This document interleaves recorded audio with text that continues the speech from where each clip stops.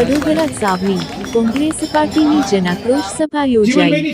સાવલીમાં કોંગ્રેસના પ્રદેશ પ્રમુખની અધ્યક્ષતામાં કોંગ્રેસ સમિતિ દ્વારા જન આક્રોશ સભાનું આયોજન કરાયું।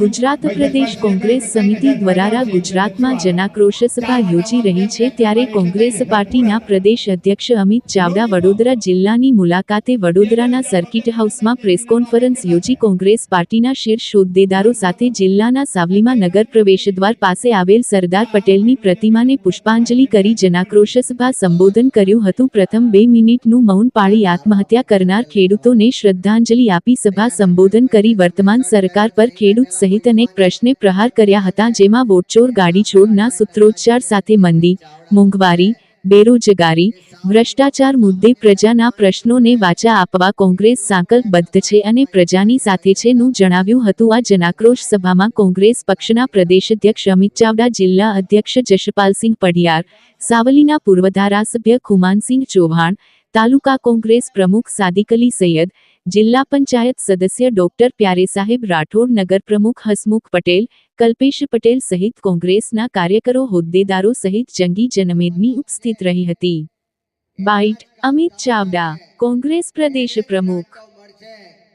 જે લોકો મત નહીં આપે એને કોઈ ગ્રાન્ટ આપવામાં નહીં આવે।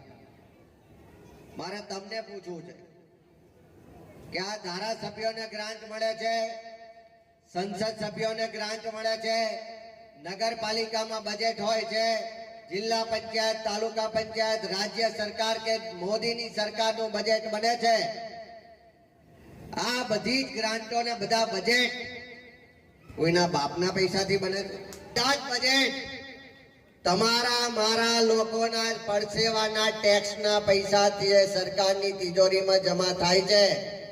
એ પ્રજાના ટેક્સના પરસેવાના પૈસાથી આ બજેટ બને છે।